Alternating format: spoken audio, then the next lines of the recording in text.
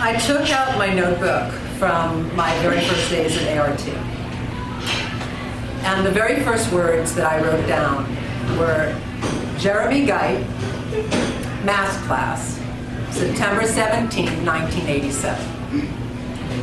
And this was followed by all the wisdom that I could cull from Jeremy. There were things like, masks allow you to go places that you may not have been yet, or don't push, just let your characters come to you. But the one that reminded me of the Jeremy that I remember personally was be childlike, and from there, use your imagination. And in many ways, that is the man that I most fondly remember. Someone who loved to play, who shared that love with us as students and as young peers. And I had the privilege of working with Jeremy several times. And he was what I aspired to at that time in my life.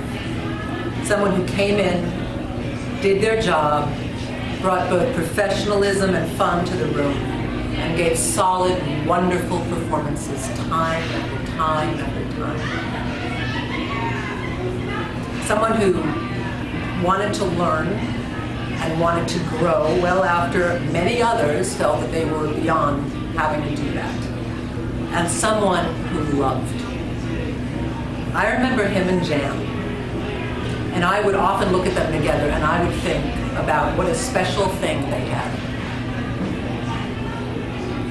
And they were a partnership to me that was based on a deep love and respect and affection and humor, and a sanity and a commitment that is not easily seen in our profession.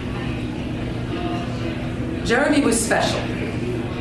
There are special people in this world, and I don't think that he decided he was going to be special. He just was, in the way that he dealt with us as students and mirrored to us what an artist did, what a professional was. With kindness, with warmth, with humor, and with childlike imagination, he guided us. And in these days, I have been remembering him with great gratitude and affection.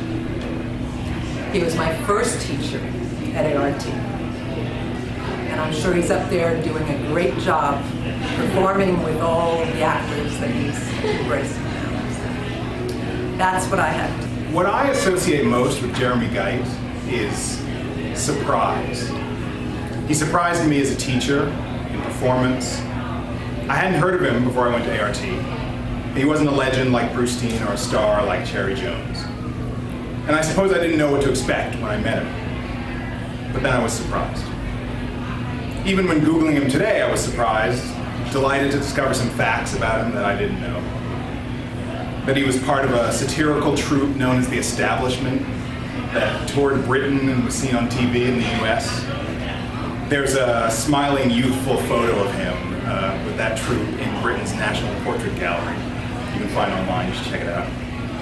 I didn't know that he won Boston's Elliot Norton Award in 1992, 3 years before I entered ART and studied with him. He appeared on Broadway in Alfie in 1964 and in Midsummer Night's Dream a decade earlier, also on Broadway.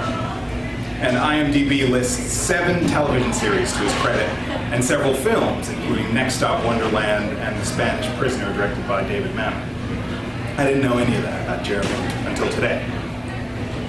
What I did know was that he was a kind, energetic performer with his garbled British voice and his encouraging demeanor. In my 2 years in grad school, I had one class with Jeremy and appeared on the main stage with him in The Cabinet of Dr. Caligari, a production which had the distinction of being entirely pre-recorded, so all the actors were lip-syncing to their own voices. And Jeremy surprised me there too. I mean, he was remarkably funny, playful, and relaxed in rehearsal and on stage in this very odd situation. He was old school, and at the same time, he was new school. He was ready for a challenge, and he was ready to challenge.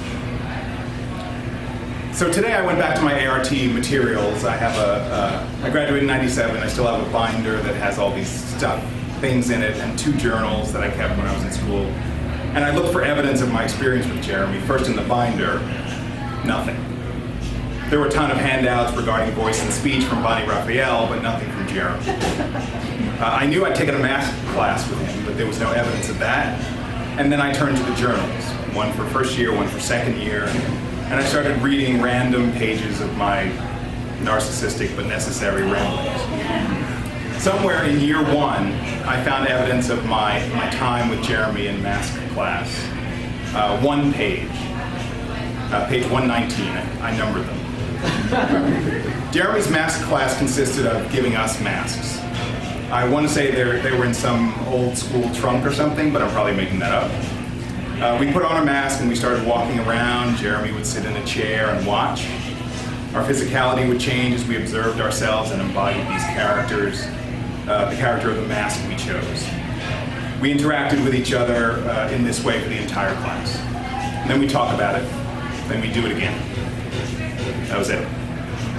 I can't recall how many weeks we did this, and initially it sounded really silly to me. And the more I participated, the more surprising it was. It was delightful and fun, freeing. Here's some of what I wrote about in my journal. I don't understand the magic of this. It seems to work by itself, like spiritual, like vibes, spirits, impulses. Why do we become new so simply and completely? Because we're suddenly plugged into the human experience? We must immediately reach for a real texture, a flavor of life? Do I need to define what I know in order to trust what I know? One thing I recall distinctly was the dicky bird. Jeremy's name for the spirit of awareness on your shoulder that you communicate with to adjust what you're up to, on stage and in life. The dicky bird would be there to guide you, urge you along, question and brainstorm with you. Jeremy didn't tell us how the dicky bird would do that, but just that it would, and it would always be there. So today, as I read my journal from school, I realized that though only one page was dedicated to Jeremy's class, my entire journal is the voice of my dicky bird, guiding, questioning, seeking, affirming. And in that way, I realized Jeremy's simple instruction described my entire experience as an actor, as a creative person. Another surprise. There's a Boston Globe article on the ART website with a Jeremy quote. You might have read it already. He was offered a film contract after he completed his training at the Old Vic. He turned it down to act on stage with a smaller company. Here's what he said about it. If you dream of a lot of money, then I was a fool to turn it down. But if you dream of doing something with your art or talent, then I'm not foolish. You can't go into this business to make money, because if you put money first, you aren't going to put this first. And this is what counts. The final surprising thing that I'll say about Jeremy is how much he touched my heart. From the sidelines, from an unexpected place. I don't understand.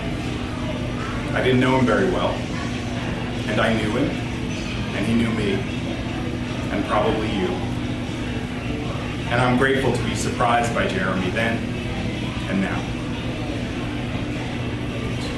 Hi, I just thought of this. When I took math class with Jeremy, it took me a few days to figure out which character and which mask I would use. When I finally found it, he said, "You found it, you found it." And then he said, that was Sigourney's mask. And I just thought that's amazing that he remembered his student from, 20 years before me, and which mask she chose. I think that's the sign of a good teacher. I love Jeremy, and I feel really sad for any students who are gonna miss working with him, learning from him. I feel really blessed to have known him. Beautiful. We moved. See you, buddy. Bye. Recording. Thank you so much for everything that you offered every person you came in contact with. Just the joy and the love and the compassion and the endless professionalism that you exuded. We love you, we miss you, and I'm grateful for you. Thank you. Jeremy, you made the work so much fun. You really did. It was. All the other classes were great, and you technically learned a lot. And you had moments of having a lot of fun, but for me, your class was such a great playground to learn and grow. Most importantly, have a lot of fun, which is why we do this work, and it's so easy to forget that sometimes. So, thank you. I will miss you. I have nothing but just the best memories of you. Thank you. I remember always feeling so comfortable and creative around Jeremy. He had this wonderful, whimsical energy that made you fall in love with theater over and over again. Thank you so much for the great memories, Jeremy. I miss you. Hi, my name is Daniel Passer, and I was a student of Jeremy's from 91 to 93. And I just wanted to say that to me, he was a great source of support and inspiration in what I do, and I saw that in his teachings and in Jeremy as a person as well. And remember the first day of class when we all went into the trunk of masks and opened them up, and just the world of possibility that he opened up for me personally. And even though I haven't seen him in some time, I do carry him in my heart and the joy that he gave me. Thanks, Jeremy, and I'll miss you. Hello, this is Raymond Fox, ART Institute class of 1993, recording from Chicago with memories of Jeremy Geidt, and with gratitude for having had him as a teacher and mentor during my years in Cambridge. I had the honor of taking Jeremy's classes, of performing in my first equity plays in productions in which he starred, and Jeremy's talent, wisdom, and example of what a life in the theater can be have inspired me for more than 20 years. Jeremy's influence is among the reasons I and so many of my classmates are still in the game. We continue to be in touch and share stories of his brilliant performances and impeccable guidance in the art of theater. But Jeremy's concern, kindness, and affection continues to sustain us most of all. It is this spirit in which we will continue to remember him today and always. My love goes out to Jan, the Geidt family, and everyone at the ART. Hi, this is Kerry O'Malley. I was a student of Jeremy's from 1991 to 1993 at the ART Institute. I'm so sorry to hear of his passing. He was an extraordinary, wonderful light in the world, a wonderful spirit, a brilliant artist, and a wonderful, extraordinary teacher. I learned so much under his tutelage. His mask class in particular was something that really changed me as an artist. I learned so much about expression in that class in particular. He treated all of us, all the students, as if we were his equals. We would someday be sharing the stage with him, and he was just imparting what he knew as a friend and helping guide us along the way.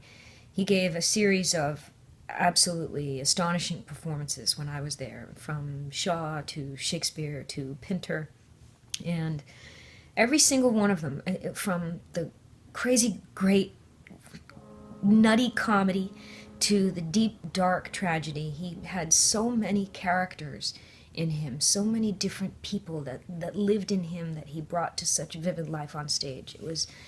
It was a masterclass in acting, watching him go in the repertory from show to show to show. He's a really, really, really special guy, and I loved him. He was very good to me, and I'm so sorry he's gone, but he lives on in all of us. Whenever we think about the dicky bird on our shoulder talking to us when we're performing, or whenever I act, I think of him. So, sending love to all of you. He's greatly missed, and I hope you're all doing okay. Much love.